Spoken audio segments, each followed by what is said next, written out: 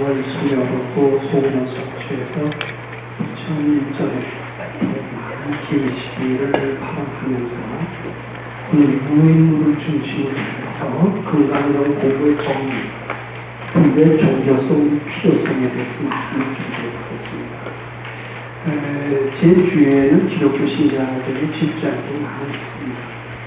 그 목사가 된 친구들도 있습니다. 그네들을 통해서 기독교 신자들의 신앙의 현주소를 종종 듣기도 해요. 적지 않은 교회는 한 2,000명씩 되고요. 그 교회에 한 10명 정도는 200여 명 정도는, 대개 그 교회 신자의 한 10명 정도는 일주일에 5번씩 새벽 기도를 나가는 것으로 알고 있습니다. 그리고 2,000명의 신자는 적어도 한 2번쯤은 나갑니다. 일요일만 나가는 기독교 신자는 썬데이 크리스찬이라고 해서 나이롱 기독교 신자로 그렇게 취급합니다. 근데 거기에 대해서 불교 신자는 어떠냐? 불교 신자는 수적으로 기독교 신자에 비해서 뒤치더라고요.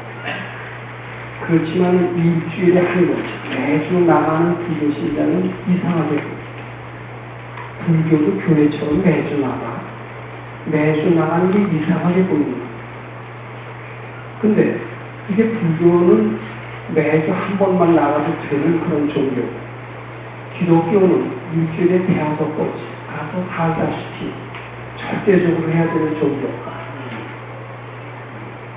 제가 이 건강경을 공부하고 불교를 공부하면서 저는 그런 생각 완전히 바뀌게 했습니다. 불교야말로 생명의 양식입니다. 기독교인들은 성경을 생명의 양식이라고. 성경의 실천, 교회 나가는 것은 해부족과 나가는 것, 안 좋은 것이 아니라, 교회에 안 나가면, 또 열심히 하지 않으면, 내 생에 지옥에 간다. 그 불교는 안 그러냐? 전 불교는, 많은 불교 신자들은 안 그런 걸로 알아요. 근데 이제 건강용 공부를 보면서요, 저는 완전히 바뀌었습니다. 불교야말로. 정의 가르치냐말로 생명의 양식입니다. 해도 좋고 안 해도 좋으냐 완치해야 일주일에 한 번 나가는 것 같고는 어려운 거였어요. 늘 달고 살아야 돼요. 그렇지 않고서는요, 우리는 지옥에 가는 것, 그 이상의 고통을 받을 수가 있어요. 사람 몸을 어디 쉽게 받을 수 있는다라고 생각하면 그 너무나도 큰 착각이에요. 제가 4년 동안 수행했으면서 절실히 하나 깨달은 게 있다라면 부처님의 가르침은 해도 좋고 안 해도 좋은 그런 가르침이 아니라는 거예요. 그건 한시도 방심해서는 안 되고 그러는 귀중한 가르침, 생명의 양식이라는 것을 저는 느꼈습니다. 그리고 이 부처님의 가르침을 제대로 따르지 않을 때 사람 몸 받는다는 것은 아주 어렵다는 것을 알게 됐고 사람 몸 받고, 도통은 말하고, 여기서는 그런데 사람 몸 받는 것은 기본으로 생각하고요. 당장 부처가 되려고 하시는 분들이 너무나 많은 것 같아요. 이거는 비약도 너무나 비약한 거죠. 근데 우선 우리는 사람 몸 받고, 그것만은 아주 일생일대 목표가 될 거라고 생각해요. 전 사람 몸 받고 싶다면 그것이 구원이고, 그것만 할 수만 있다면 할 일을 대부분 다 할 수 있다고 생각해요. 그런 방심하지 않는 마음이래야 아마 굉장히 도움이 될 것이다라고 생각합니다. 자, 그래서 제가 오늘 이 제목을 불교의 종교성이라고 했고요. 종교성이라는 것은 해도 좋고 안 해도 좋은 그런 가르침을 꼭 해야 된다는 그런 뜻으로 말씀드리는 거고, 그것은 뭐 지옥 가지 않고 뭐 천당에 가고 사람을 만든다는 그런 뜻만이 아니라 생활의 각종 재앙을 다 소멸시켜주는 그런 위력이 있다는 겁니다.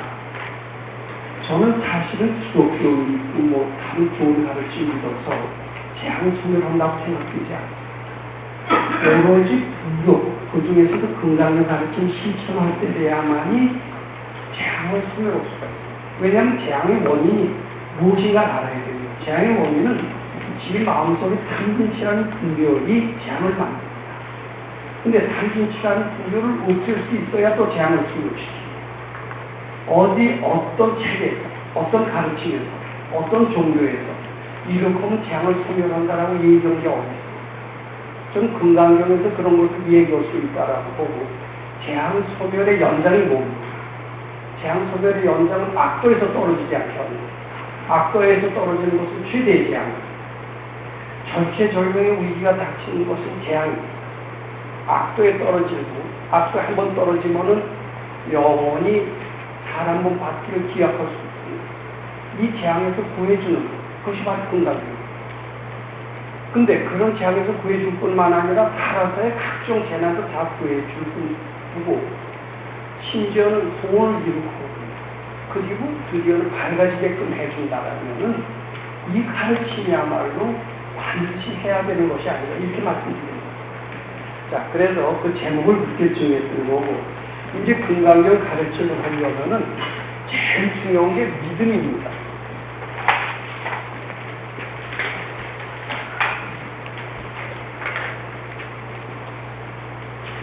시인인데요. 이 시 속에는 이제 공경심이 포함되어 있습니다. 공경심. 흔히 이 시는 이제 뭐라고 얘기를 하느냐면은 뭐 3,000배를 뭐 매일 1,000배를 한다. 그러니까 뭐 철야 정신을 한다, 용맹 정신을 한다. 이것을 믿음으로 생각하는데 그것은 어떻게 보면 일시적인 효과만 노리는 어떻게 보면 진정한 의미에서 믿음이라고 하기는 아마 어렵다라고 저는 이렇게 생각을 합니다. 반드시 시는요, 공경심이 뒷받침되고 부처님을 좋아해야 돼요. 부처님의 철학을 지철학으로 알야 됩니다. 그리고 부처님의 가르침을 생명처럼 여길 수 있어야 제대로 믿음이다. 이렇게 이 믿음은 반드시 공경심이 뒷받침돼야 되고 공경심 중에서도 아주 절대 공경심이 있어야 돼요. 왜 이게 필요하냐면요. 그 이제 유명한 인도의 그 라마나 마하리시 같은 분이 그렇게 얘기를 했습니다만은 절대 복종을 강요합니다. 기독교에서도 절대 복종을 강요합니다. 근데 절대 복종이 필요합니다. 근데 흔히 불교 신자들은 내가 부처인데 내가 누구한테 복종을 하는 거야 이렇게 이야기를 하고 이 복종에 대해서 거부하는 분들이 있습니다. 근데 잘 생각해 보십시오. 절대 복종하는 그런 마음, 부처님께서 모든 것을 바친다라는 마음이 없어서는 내 못된 아상이 없어지겠어요? 안 없어지겠어요? 내가 부처다라고 하는 게 깨달음에서 나온 소리입니까? 자기 아상이 오는 소리입니까? 내가 부처인데 내가 누구한테 복종을 하느냐 이런 소리는 깨침에서 나온 소리가 아니에요. 그건 아상이 오는 소리입니다. 근데 이 아상만 없어지면 내 속에 본래 부처를 발견한다는 것인데 그 아상을 없애기 위해서는 부처님에 대한 절대 공경심이 필요하고 부처님을 위해서 모든 것을 다 바친다라는 그런 믿음이 나의 아상을 소멸하게 하고 아상을 소멸하게 함으로써 내 속에 있는 본래 부처를 발현하게 이렇게 말씀드립니다. 그러니까 제일 먼저 해야 되는 것은 즉 내 번뇌 망상을 없애고 아상을 없애기 위해서는 부처님에 대한 믿음이 꼭 필요하고 공경심이 필요하고 더 나아가서는 절대 공경심을 갖고 모든 부처님을 위해서 모든 것을 던진다라는 이제 그런 믿음이 꼭 필요하다. 이런 말씀을 드리고자 합니다. 단 그때 부처님은 흉상 있는 부처님이 아니라 이것을 또 강조하고 싶습니다. 자, 그래서 이것을 이름을 읽어보겠습니다. 부처님에 대한 올바른 믿음. 그래서 신해고요. 이 믿음이 된 뒤에는요, 올바른 해석이 참 중요합니다. 근데 올바른 해석은 무엇이냐면, 이제 해석은 부처님과 마음과 공감을 해야 됩니다. 일심이 돼야 됩니다. 부처님과 한 마음이 돼야 됩니다. 근데 부처님 마음이 뭐냐면, 이 모든 것은 다 내 마음이 만들었다라는 거야. 일체 유심적 진리를 공감해야 돼. 그리고 공의 진리. 원래 시집이 있는 게 아니라 착각. 내 그 착각, 번뇌망상이 만들어낸 허상이다. 이제 이것을 알아야 돼요. 자, 그래서 부처님께 바치라는 그 부처님은 형상이 없다. 형상이 없다는 점에서 부처님은 마치 우주와 같고 하늘과 같고 대자연과 같다. 그러니까 그 예전에 유교로 종교라고 하지 않지만요. 사실 예전에 어른들, 즉 공자님 같은 분들이 하늘이라고 했던 그 하늘은 바로 우리가 말하는 부처님께 바친다는 그 부처님과 어떻게 보면 유사라고 이렇게 저는 생각을 해봅니다. 형상이 없습니다. 그런데 그러나 그 부처님은 내 마음속에서 존재한다라는 점에서 우주나 만물과 하늘과는 다르다. 이제 그 유교에서 말하는 그 하늘, 천, 아주 공자님은 논어를 제가 가끔 읽어봅니다만 하늘이 나를 죽였노라. 사랑하는 제자인 아내를 잃어버렸을 때 천상이나 천상이었으면 하늘이 나를 죽였노라. 그 하늘을 종교처럼 맞들고 있었던 거예요. 형상이 없습니다. 근데 그것을 마음이라고 얘기한 것은 제가 본 적이 있어요. 근데 기독교에서는 하나님은 마음속에 있다라고 보면서 우리 일체 유신조의 가르침과 유사한 그런 가르침을 제시하고 있습니다. 저는 기독교와 불교를 보고 그 뿌리는 하나라고 생각을 하고 있습니다. 부처님은 억지로 말해 밝은 마음이라 할 것이다. 형상이 있는 어두운 마음은 형상을 창조하지만 형상이 있는 마음은 당신치 어떤 게 형상이 있는 마음입니다. 무엇을 그리는 마음, 제가 관세음보살하면서 예쁜 아가씨 얼굴을 그렸다면 그것은 형상이 있는 마음입니다. 형상이 있는 마음은 어떤 실제로 형상을 창조합니다. 재앙을 만듭니다. 그렇지만 형상이 없는 밝은 마음은 모든 것을 다 창조합니다. 부처님은 창조주입니다. 기독교에서 말하는 창조주나 똑같습니다. 그런 점에서 부처님은 곧 대생명력, 대창조주가 불러야 할 것이다. 그러니까 뭐 아미타불, 뭐 지장보살처럼 저 먼데 있는 그런 부처님을 생각해서는 안 됩니다. 지장보살은 어디 있느냐? 지옥문전에 계신 분이 아닙니다. 내 속에서 찾을 수 있습니다. 내 속에 나를 재앙에서 벗어나게 해주는 법력, 그것은 지장보살. 나로 하여금 극락세계에 가게 해주는 법력, 그것은 아미타불입니다. 아미타불 지장보살 다 내 마음속에서 찾아야 제대로 됩니다. 제가 예전에 아미타불 지장보살은 다 마음 밖에서 어떤 형상 있는 곳으로 저는 그리고 찾았던 건데 그것은 다 잘못이다라고 말씀드립니다. 부처님께 신심을 낸다는 것은 무엇인가? 부처님께서 가장 밝으실 때 설하신 금강경에 대한 올바른 이해를 한다는 것이다. 금강경의 참 뜻을 알기 위하여서는 경을 설하신 부처님과 한 마음이 되어야 합니다. 부처님의 마음은 무엇인가? 일체 유신조의 지기, 공의 지기를 깨친 마음이다. 일체 유신조의 마음, 공의 마음이 되어야만이 시각나는 경의 해석이 가능하게 됩니다. 제가 이렇게 말씀을 드리니까 저희는 금강경의 광신자다라고 생각하시는 분도 있을 겁니다. 그러시면서 불경에는 금강경만 있는 줄 아느냐, 금강경이 다인 줄 아느냐. 금강경 말고 뭐 화엄경도 있다. 화엄경을 공부하는 그런 화엄경이라는 종파가 있고 그것을 따르는 신자가 얼마나 많은데 너는 먹지 모르고 금강경만 이야기한다. 이렇게 생각하실 수 있을 겁니다. 또 화엄경만 있느냐? 법화경도 있다. 법화경도 있을 뿐만 아니라 정토를 신앙하는 아미타경도 있다. 뭐 등등. 참선 내가 부처다. 즉신시구를 가르치는 따르는 선종도 있다. 이렇게 얘기를 하시고 금강경이 다가 아니다라고 이렇게 얘기하실 수 있을 겁니다. 근데 제가 말씀드리는 그런 금강경은 법화경, 화엄경 또는 아미타경의 그런 경 중에 하나인 그런 금강경이 아닙니다. 부처님의 가르침의 핵심, 가장 밝으실 때 설하셨다라는 것은 대부분의 불교학자들의 아주 공통적인 그 중론이거든요. 특히 밝으신 도인께서 물론 그 해능대사에서부터 시작이 됐습니다만 제가 금강경을 보게 된 것, 하기 전에는 뭐 다른 경도 좀 보긴 했습니다만 초창기에 아함부 경전도 많이 있습니다. 방금부 경전도 많이 있습니다. 지금 외래 건강경 실천을 잘 모르고 위파사나라고 하는 분들도 많이 있습니다. 그런데 부처님이 가장 말씀하시고 싶은 것은 무엇이었을까? 이것은 후세, 밝은 도인만이 대답을 할 수 있을 것 같습니다. 저는 밝은 도인이라고 하는 분이 제시없이 금강경이 부처님께서 가장 다루실 때 벌어진 경이고, 금강경이 부처님이 가장 하시고 싶은 말씀이고, 화엄경, 법화경, 기타 모든 가르침이 다 금강경 속에 들어있다. 나는 그 말씀을 믿기 때문에, 둘이 아니라고 믿기 때문에. 그래서 금강경을 여기서 강조를 못이다. 그렇게 말씀을 드리는 겁니다. 근데 금강경의 핵심이 무엇이냐면, 핵심은 바로 화엄경의 핵심이기도 합니다. 또 법화경의 핵심이기도 합니다.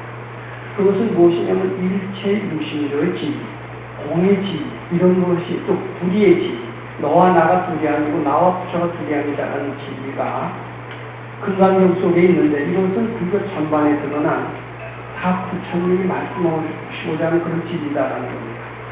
이런 진리를 공감하고 비슷해야만이 부처님에 대한 믿음이 생기고, 참 부처님은 위대하시다, 참 그러면서 공용심이 있답니다. 근데 또 알아야 됩니다. 이것은 우리 생활과 치열되어 있습니다. 생활에 도움을 줍니다. 우리 생활의 모든 악이 되는 재앙을 소멸시킵니다. 그리고 우리의 활력을 주는 각종 여러 가지를 성취시킵니다. 소원을 성취시킵니다. 나아가서는 우리를 유능하게 하고 지혜롭게 하고 드디어는 밝게 합니다. 생활과 불가분의 관계가 있습니다. 이 금강경에서 다 있다라는 겁니다. 이런 가르침을 우리가 어떻게 안 믿고 이렇게 말씀하신 부처님 모습을 공경하지 않겠습니까? 이것이 믿고 공경하는 것이 불교의 출발입니다. 이런 믿고 공경하는 마음이 돼야만 우리는 번뇌를 마침내 소멸할 수가 있습니다. 그런데 부처님에 대한 신앙심이 없이 그냥 단순히 불교를 수련으로 하는 사람이 있어요. 수련으로 하는 사람은 안 하는 사람보다 상당히 낫습니다. 근데 수련으로 하는 분들은 공경심이 없기 때문에 아상을 소멸하는 데는 실패합니다. 그래서 번뇌 끝까지 웃길 수가 없어요. 반드시 신의심, 공경심, 또 불교 신자라야만이 번뇌를 끝까지 없앨 수 있다. 그냥 수련으로 생각하고 일주일에 한 번씩 나가는 불교는 우리의 번뇌를 끝까지 소멸할 수 있다. 벌레가 벌레 공을 깨칠 수 있다. 이런 말씀 드리고자 합니다. 그 다음에 이제 그 부처님께 바치라는 말씀이 무엇이냐면은, 바치라는 것은 다른 게 아닙니다. 금강경 3분, 악의 영인 무여열만 이멸도지를 깨달으실 이가 실천 가능하도록 지혜롭게 해석해 놓은 거예요. 그대로 우리가 하는 것은 금강경을 바로 실천하는 거예요. 그래서 부처님께 분별심을 바치는 연습을 하면 제1차적으로 나타나는 현상은 일체유심조의 진리를 실감한다는 것이다.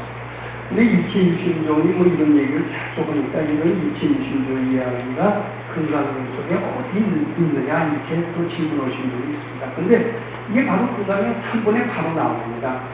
실무중생의 등별도자라는 표현이 있습니다. 마음 밖에 중생이 없다는 거예요.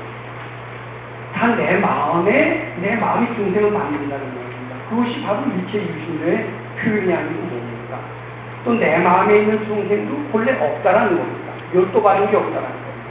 그것은 공의 진리를 나타내고 있습니다. 이제 금강경 3분에서부터 일체유심조의 진리와 공의 진리를 그대로 드러나게 하고 있고, 그것을 복송하라는 뜻은 일체유심조의 진리, 공의 진리를 깨달으라는 얘기나 똑같습니다. 자, 일체유심조의 진리를 실감한다는 것은 무엇입니까? 바로 내 마음이 현실을 만든다는 것을 실감하는 것이다.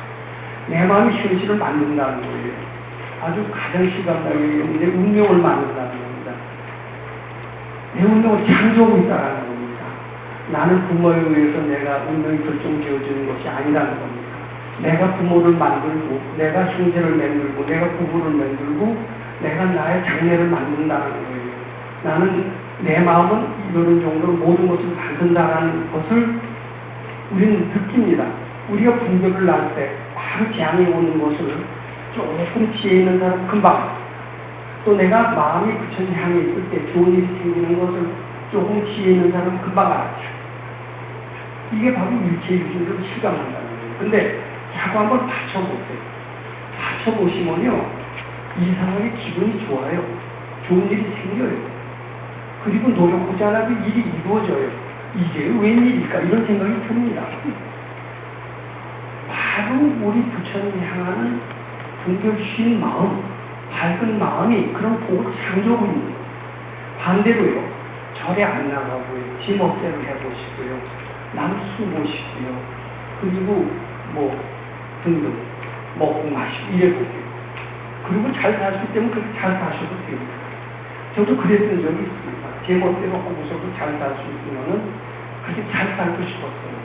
근데 그렇게 하니까 마음도 편찮을 뿐만 아니라 자꾸 나쁜 일이 생기는 것 같아요. 할 수가 없습니다. 확실히 생깁니다. 재앙이 생깁니다. 근데 받치면 좋은 일이 자꾸 생깁니다. 일체유심조 실감하고요. 이제 내 마음의 분별심, 이제 요것을 생각이라고 여기도 탐진치라고 그러는데, 이것이 각종 재앙을 만든다는 것을 실감하게 되는데, 분별심을 바치면 분별심이 사라진 자리에 부처님의 광명이 들어오게 됩니다. 이 부처님의 광명은 밖에서 들어오게 되는 게 아닙니다. 내 마음속에 본래 있는 부처님의 광명이 드러난다. 이렇게 하는 게 좋습니다. 이 광명이라는 표현은 부동심이라고 얘기해도 좋습니다. 부동심이라는 것을 느껴집니다. 그래서 나중에 거의 깨침을 체험했다는 분들의 얘기를 얼핏 들은 적이 있으면, 그런 광명이 딱 들어오면요, 꼼짝달싹 못하겠어요. 말도 입에 떨어지지가 않아요. 그때는 어떻게 해야 되느냐면 시동 잘하겠습니다 할 수밖에 없어요. 왜냐하면 절대적이기 때문에.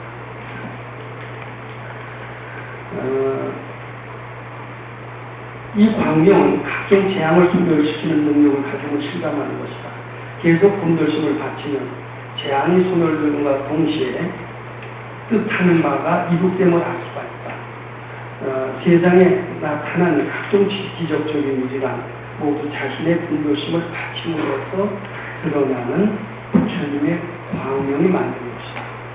이제 이렇게 저는 말씀드리고자 합니다. 확실히 한번 금강경 읽고요, 올라오는 생각을 자꾸 바치는 체험을 해보십시오. 분명히 마음도 행복해질 뿐만 아니라 또 어떤 컴컴한 제한이 소멸될 뿐만 아니라 뜻하는 바가 이루어지는 것을 느낄 수가 있습니다. 근데 이것은요, 수도는 중간 과정이지 최종이 아닙니다. 근데 여기에 만족하신 분들은 이만하면 되었다라는 생각을 해요. 근데 이만하면 되었다라는 생각은 굉장히 무용해요. 거기서 내리막길로 가게 됩니다. 그러니까 소원성취가 될 때 어떻게 하셔야 되냐면, 첫째로 이만하면 되었다라고 하면 안 됩니다. 내가 바쳐서 이만큼도 있으니까 더 많이 바치면 더 잘 될 것이다 하면서 이만하면 되었다라는 그러한 안연의 생각을 버리고 더더욱 부처님께 신심될 필요가 있다. 이렇게 깨워주셔야 됩니다. 그 다음에 이제 세 번째, 부처님께 바치라는 말씀의 실천 두 번째입니다. 근데 이 첫 번째는요, 재앙 소멸이 되고 소원성취가 되고요, 능력이 생깁니다. 힘이 붙어요. 내가 한번 원심을 들립니다. 저는 그런 체험을 몇 가지 가졌어요. 몇 가지 아니라 여러 가지 가졌습니다. 근데 이 두 번째예요.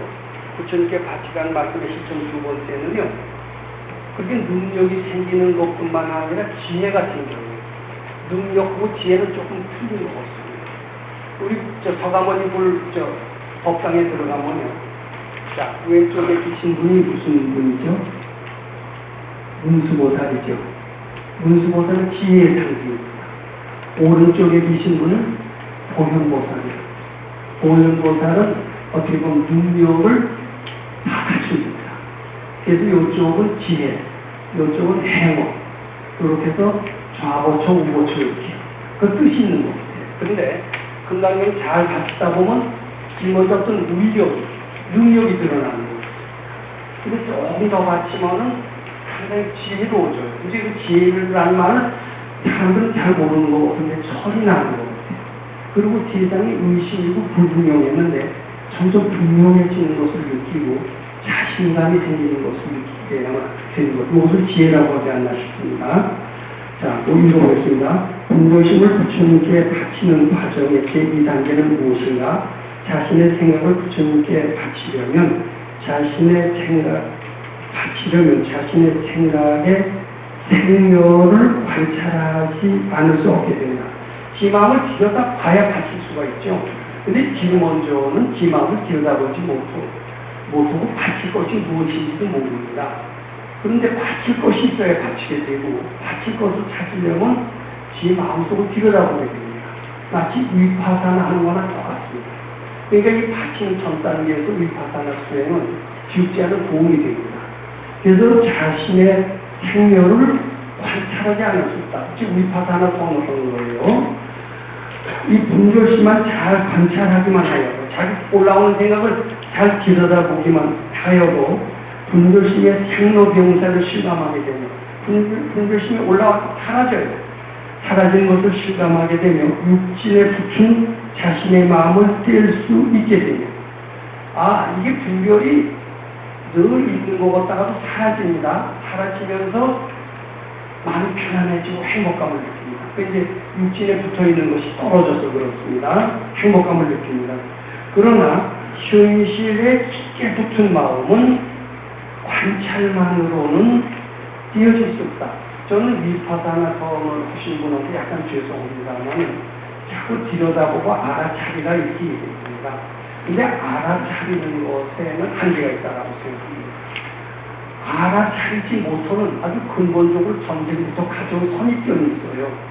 내가 이 선입견이 붙어있는지 안 붙어있는지조차도 모르는 그런 상태라면은 아무리 위파사나 서원을 많이 한다고 해도 거기에서 그 붙은 마음을 뗄 수가 없습니다. 왜냐하면 붙어있는지조차도 모르고 들여다보도 올라오지도 않는데 어떻게 위에 소멸되니까 떨어지겠습니까? 그것이 위파사나도 신앙으로 했으면 괜찮은데 신앙으로 오지 않고 수경으로 오기 때문에 거기서 해탈이 안 되는 겁니다. 근데 자기가 하려고 했어 그래요. 근데 내가 하려고 그러지 않고 부처님 기쁘게 해드리기 위해서 이 마음을 바칩니다. 그러면서 자기 올라오는 생각을 자꾸 바치려고 그러면 그게 붙어있는지도 모르는 이미 붙어져 있는 마음이 자꾸 바치겠다라는 그런 원에 의해서 분리가 각단이. 근데 그건 위파사나 정 갖고서는 분리가 될 수 없다라고 생각합니다. 부처님 기쁘게 해드리는 그런 이기심을 버린 이제 그런 실천을 통해서만이 그 분리가 된다라고 생각하고요. 관찰만으로서는 띄어낼 수가 없고 그 생각을 정성껏 부처님께 바침으로써만 해결되는 것이다. 현실에 깊게 붙은 자신의 마음을 관찰하고 바치는 수행을 하게 되면 1차적으로 드러나는 것이 제 생각의 뿌리, 즉 만리식이다. 자기 잠재의식을 볼 수 있는 겁니다. 사실은 사람들이 이제 부부가 되었어도요, 뭐 그런 얘기가 있습니다. 연애할 때는 연애 10년 해도 모르다가 결혼하고 나서 한 2주쯤 지나니까 그 마음을 알겠더라라는 그런 얘기가 있지 않습니까? 사실 사람들은요, 겉껍질만 보고 사귀는 거예요. 어떻게 보면 속마음을 항상 모르고 살다가 그냥 헤어지는, 인연이 닿으면 그냥 헤어지는 것이 부부인 겁니다. 큰 예견이를 부부가 몇십 년 서로 살았기 때문에 몇십 년 산 나만큼 저 사람을 더 잘 아는 사람이 어디 있겠느냐, 이런 이야기를 하는 사람들이 듣지 않겠습니다. 근데 자기가 아는 상대자, 그건 자기 선입견만 보는 겁니다. 그 진실한 속사정을 알 수가 없어요. 근데 언제 어떻게 아느냐면요, 그이가 뜻밖의 일을 저질러야 돼요. 자기 예상치 않은 일을 저질러요. 저희는 굉장히 바람을 안 핀다라고 이렇게 믿었다가 바람 한 번 피워봐야 상대가 알 수 있는 계기가 됩니다. 저희가 안 그럴 줄 알았는데 왜 저럴까? 저희 배신하는 것이 아닐까? 이제 이렇게 생각을 해야 됩니다. 근데 미워하면은 영원히 모릅니다. 근데 그 배신이 저희의 특징일까? 저희가 배신하는 것일까? 근데 그 배신이 지 마음인 줄 알고 바쳐요. 지 마음인 줄 알고 바치게 되면은요, 저희가 배신하는 소질이 있어서 배신하는 게 아니라 내 속에 배신하는 그놈이 저희를 그렇게 보는 것이다라고 알게 되면서 배신의 감정이 사라집니다. 사라짐과 동시에 저희의 속마음을 알게 됩니다. 아, 저게 배신이 아니라 내가 너무 괴롭게 해서 나를 도피해서 잠시 피해 나가서 저런 짓을 했구나 이렇게 하게 됩니다. 그렇게 되면 미워할까요? 안 속마음을 그렇게 해서 하게 됩니다. 근데 그러기 전에는 속마음을 몰라요. 자, 이거 자꾸 받쳐야만 합니다. 위파사나 같은 죄송합니다만 위파사나 하는 분한테 너무 까는 거거든요. 속마음을 알 수가 없어요. 근데 이거 자꾸 받쳐야 된다. 근데 받칠 거리가 있어야 되고 받칠 거리가 있기 전에 어떤 괴로움을 주는 사건이 있어요. 이 괴로움은 자신 근데 성장하게 됩니다. 받칠 거리를 제공. 그래서 1차적으로 드러나는 것이 제 마음의 생각의 뿌리, 즉 말리식이다. 분별심은 개개인에 따라서 다르게 나타나나 말리식은 다른 사람과의 관계로부터 형성되는 것이기에 다른 사람의 마음을 공유하게 된다. 즉 자신의 속마음이란 독립적으로 이루어지는 것이 아니라 다른 사람의 관계에 의지하여 형성된 마음인 것이다. 따라서 자신의 속마음을 보게 되면 다른 사람의 마음도 파악하게 되며 자신의 마음에 별 고약한 것이 많듯이 다른 사람의 마음도 고약한 것이 많음을 알게 되는 것이다. 이 얘기를 듣고 금방 이해가 되시는 분이 있는지 모릅니다만 제 이해를 돕기 위해서 설명을 드리겠습니다. 즉 내가 옆에 있는 노분을 미워한다고 가정합시다. 쇼핑을 미워한다고 막 미워합니다. 근데 이분은 눈치를 되게 못 챕니다. 즉 내가 겉으로 육식입니다. 현재의식으로 이를 미워하는 것과 이는 감지하지 못하는 것. 감지를 못해요. 왜냐하면 내 미워하는 것은 현재의식이기 때문에. 그런데 만약에 내가 잠재의식으로 미워했다라고 쳐요. 정말 속 깊이 미워했다라고 치면은요, 미워하는 그런 소질이 있었다라는 이해는 금방 안 돼요. 왜냐하면 전생에 서로 예를 들면 죽이고 살리는 살생업보였다라고 칩니다. 근데 금생에 와서는 살생업보인 줄 모릅니다. 살생업보가 부부가 되는 수가 많고요. 부자가 되는 수가 많고요. 형제가 되는 수가 많고요. 잊을 수 없는 게 살생업보입니다. 잊을 수 없기 때문에 가장 가까이 만나는 겁니다. 부자가 되는 겁니다. 부부가 되는 겁니다. 형제가 될 수 있습니다. 근데 그 얘네들은 전생에 살생했다는 기억은 깨끗이 없습니다. 아, 가장 가까운 게 부자지간이다. 일심동체가 부부다. 그러면서 우리 영원히 같이 살기를 합니다. 근데 살다 보면은 야, 이 부부라면서 왜 이래? 부부라면서 왜 남같이 대하면서 지우는 마음이 막 나는 수가 있어요. 근데 눈치를 못 채요. 근데 이것은 현재의식은 각각 다 다릅니다. 이 사람이 나쁜 생각을 해도 이 사람은 좋은 생각을 할 수가 있습니다. 서로 연관성이 없어요. 그런데 이제 그 현재의식을 자꾸 받쳐요. 받치면 자기 속에 있는 속마음이 드러나는데 이 속마음은 단독으로 형성된 게 아닙니다. 누구 관계에 의해서 형성된 거예요. 내가 갑자기 느닷없이 슬픈 생각이 확 드는 수가 있어요. 그런 제 모습이 있죠. 갑자기 외로운 생각을 할 때가 있어요. 또 갑자기 누가 미워져요. 확 미워지는 생각이 들어요. 근데 발근이가 보면요, 내가 예를 들어서 여기 계신 분이 노보살이라고 가정합시다. 그 이웃입니다. 노보살을 미워하는 생각이 든다라면요, 대개는 발근이하고 원인이 있어요. 이 사람도 미워해요. 자, 제가 굉장히 외롭지 않습니까? 외로울 때는 다 발근이가 본 원인이 있어요. 주위에서요, 날 자꾸 비난하고 있는 것을 발근이는 봅니다. 갑자기 외로운 마음 생기지 않아요.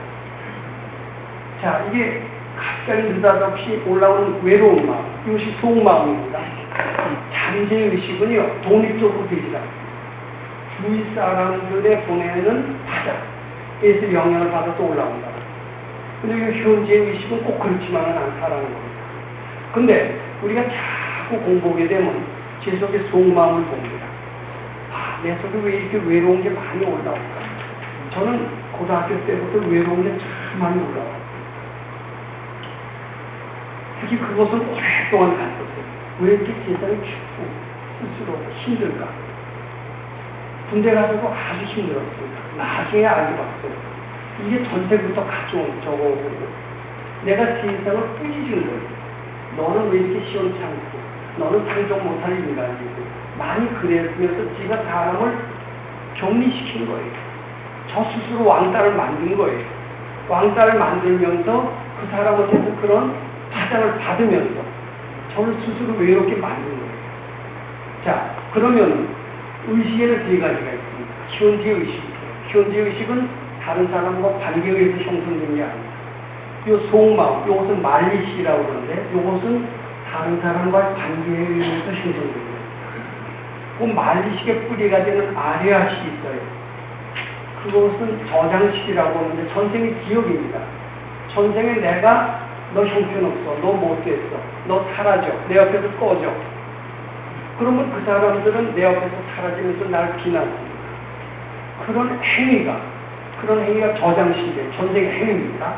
행위가 그 사람들이 나한테 접촉하지 못하는 인간, 이런 부정적인 파장을 보내면서 제 마음속에서는 외로움이라는 그런 잠재의식이 딱 들립니다.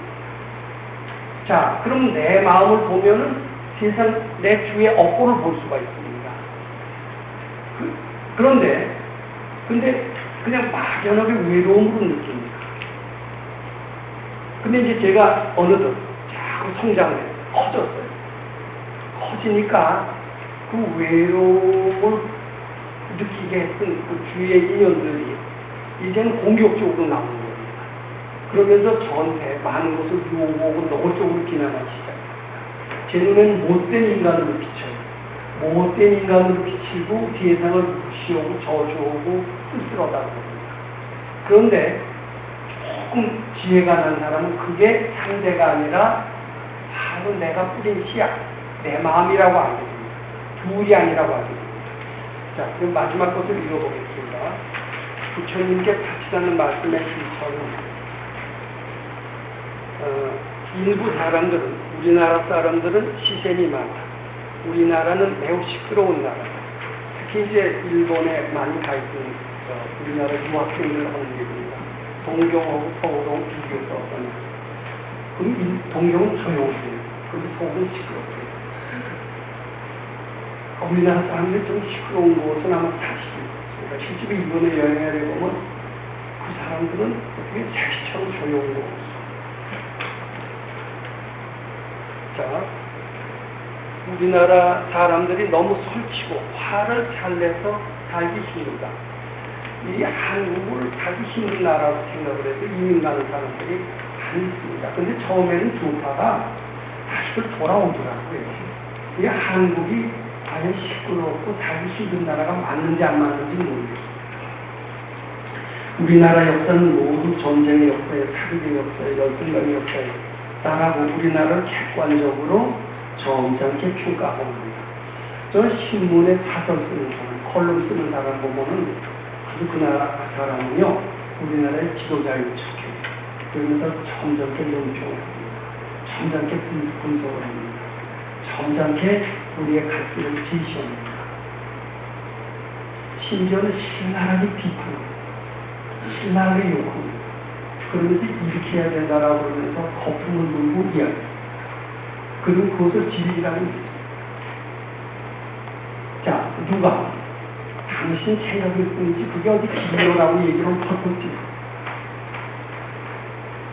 그래서 서로 우기고 지금 말들이 많습니다. 자, 근데 밝은 이가 있다라고 치죠. 부처님 같은 분이 왔어요.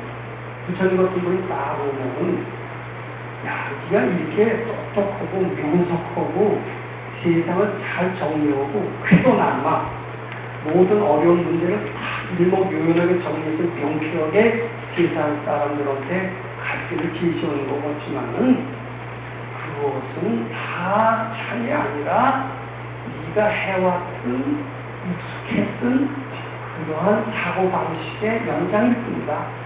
그것은 현실이 아닙니다. 네가 세상 사람들 욕하고 그리고 객관적인 자료를 들이대면서 아주 합리적으로 못된 것을 이야기했지만은 그 합리적이라는 것 자체가 다 성질일 뿐이다. 발근이는 그렇게 얘기해요. 사실 맞습니다. 진리가 없어요. 자기 생각이 그렇게 만들고 그것이 실제로 있는 줄 착각하고 입에 거품 물고 주장을 보고 그렇게 믿고 세상을 떠납니다. 근데 발근이가 보면 전혀 그게 아니고 자기 선입견에 젖어서 자기 전생에 해왔던 업대로 그리고 못에 취해서 이래서 정신없이 짓거립니다. 바로 남을 비판하기 전에 그것이 네 생각인 줄 알고 부처님께 바쳐라라고 얘기했거든요. 그런데 그것을 미리 알아차리는 사람이 있어요. 내가 이렇게 입사하게 분석하고 비판하고 논평하고 결론을 내릴 것이 아니라 그게 내 생각인 줄 알고 한번 바쳐보자. 그 못되고 형편없다라는 것이 아니라 저 사람의 얼굴이 아니라 내 얼굴이라고 생각하죠. 지혜 있는 사람은 선지식한테 그런 말을 듣기 전에 스스로 깨닫고 얼른 깨닫습니다. 아, 바로 그게 내 모습이로구. 그것을 확실히 알아야 정말 지혜로워집니다. 참 지혜가 거기서 나와요. 이게 세상에 소위 아는 사람들, 아는 척하는 사람들은 거의 다 가짜다라고 얘기했어요. 오랜 세월이 지나면은 그것이 다 허구요 가짜라는 것은 다 드러납니다. 그러니까 그 사람들이 뭐라고 그러냐면 역사가 밝힐 것이다 라고 역사한테 떠밀어요. 근데 역사도 결국 밝히지 못하는 거였어요. 아는 사람만 알고 맞습니다. 좀 그렇게 말씀드립니다. 그래서 여기 이렇게 썼습니다. 그러나 분별심을 바쳐 자신의 속마음을 보는 사람은 객관적으로 냉정하게 평가한 것이 참이 아니라 자신의 자신의 모습, 즉 선입견임을 알게 되면 다 자신이 못나고 악함을 알게 되는데 이때 비로소 불경불포 불회를 체험하며 한없이 겸손해지는 것이다. 이게 세상이 형편없다, 뭐 어떻다라고 하는 것은 자신의 참이 아니라 자기의 선입견이 그렇게 만든 것이고 자기의 못난 것이 세상을 못나게 보는 것이고 자기가 악한 것이 세상을 악하게 보는 것이라고 알게 된다라는 겁니다. 그렇게 알게 되면은 참 겸손해질 수밖에 없어요. 내 업장은 정말 세상과 같구나 이렇게 알 수밖에 없어요. 고조 스님의 초발심 작용문에 나왔습니다. 자신의 죄업이 하나가 같은 줄 알아. 그 말씀 실감이 나요. 그러면서 아무 할 말이 없어요. 나오는 즉시 다 엉터리니까요. 그래서 대구즉착이라는 말이 있지 않습니까? 내가 입을 벌려서 하는 것마다 다 참이 아니에요. 다 내 소리, 내 업장의 소리, 내 특권된 소리만 나올 뿐이라는 겁니다. 날 깜깜하게 하는 소리만 나올 뿐이라는 겁니다. 그걸 깨치니까 아무 할 말이 없어요. 다른 분만 한없이 겸손해진다는 거예요. 아마 요런 경지, 요것을 뛰어넘는 경지, 그것은 아마 전 견성이라고 이렇게 생각을 해서 뒤에 견성으로 연결이라는 표현을 썼습니다. 불경불포를 체험하며 한없이 겸손해지는 것이다. 이는 일체 유심조의 지지를 깨친 증거이다. 일체 유심조를 깨치면 지혜로워지고 지혜로워지는 것만큼 그의 마음속에 부동심이 발견된다. 이 부동심이 사리를 분별하는 겁니다.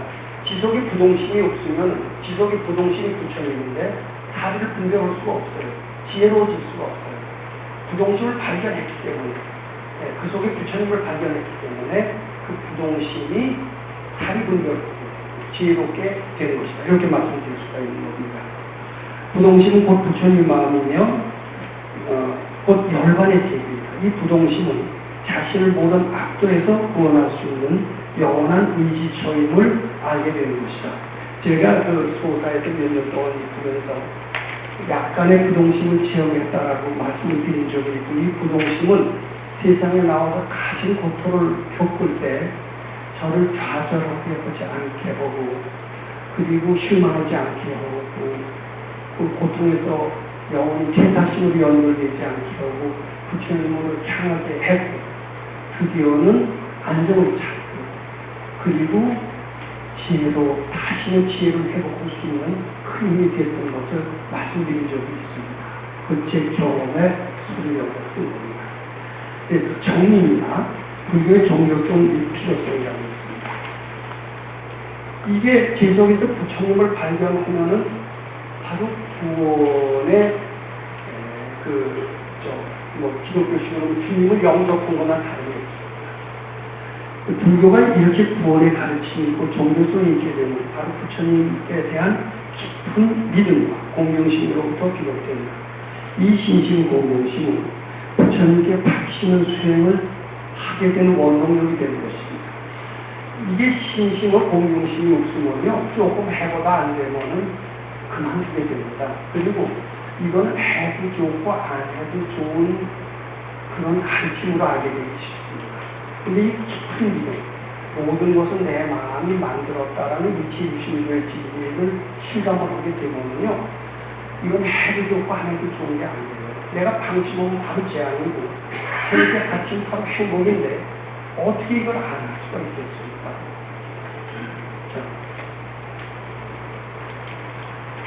부처님께 바치는 수행을 제대로 함으로써 일체유심주의 진리를 깨치게 되고 드디어는 마음속에 부동심을 발견하게 되는데 이 부동심은 각종 재앙을 소멸시키고 소원을 성취하게 합니다.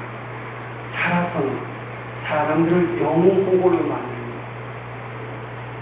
죽음과 같은 절체절명에 우이게하여서 큰 위력을 발휘하게 하는 것이다. 즉 불자는 부처님에 대한 신심을 내므로 즉 수행이 아닌 종교인이 됨으로써 참 깨달음이 생기고 결국은 해산을 하게 되는 것이다. 이건 특히 이제 사람이 언제 종교를 찾는가 하면 죽을 때 가도 종교를 찾는다는 얘기가 있어요. 죽음은 인력으로서 볼 수가 없는 겁니다. 그러니까 대를 들고서 교회를 찾고 절을 찾고 있게 되는 것입니다. 근데 실제로 절을 찾아도 되느냐? 분명히 됩니다. 근데 되는 것은 젊었을 때 좀 수행을 하셔야 됩니다. 젊었을 때 펑펑히 놀다가요, 죽을 때 가서 아직 죽을 때 며칠 안 남았으면 교회를 찾고 저를 찾으면요, 그때는 굉장히 좀 어려울 것이었습니다. 근데 지금 정부 건강하셨을 때 심신내서 수행을 해야 돼요. 다만 탐욕이라도 좀 제기를 해보셨으면 기회가 그렇게 된다면 그 수행을 제대로 된 것은 그 뒤로 잠시 부처님과 멀어졌다 하더라도 드러날 때가 있습니다. 특히 아주 우리부터 때 잠시 그 드러나 또 죽음과 같은 그런 아주 무관한 요즘입니다. 그때 가서 그게 다치겠지, 좌절하지 말고 그것도 내 마음이라고 하고 다치겠지, 그 생각이 납니다. 그것은 평소에 다만 3일이라도 제대로 했을 때 그 생각이. 그래서 그때 열심히 바친다라면 경우에 따라서는 극적으로 뭘 깨치게 되느냐면 죽음이란 본래 없다. 죽음은 착각이다. 본래 없는 것이다. 이걸 깨치게 되면서 마치 큰 스님들이 죽음은 죽는 게 아니라 옷을 받고 있는 것이다. 이런 심정이 되면서 유유자적하게 인종을 아마 맞이하게 될지도 모릅니다. 근데 그런 유유자적하게 인종을 맞이하게 되려면 평소에 닦으셔야 되고 평소에 잘 받칠 수 있도록 그것은 인종대가 큰 인종을 발휘할 수 있을 것이고 이것이 인도의 종교성이 되고 필요성이 되는 이유다라고 제가 생각합니다. 오늘 특히 여기서 마치고요. 내주에는요 바로 문화가 310호에서 다시 오니까 오늘 입시 때문에 임시 요거 좀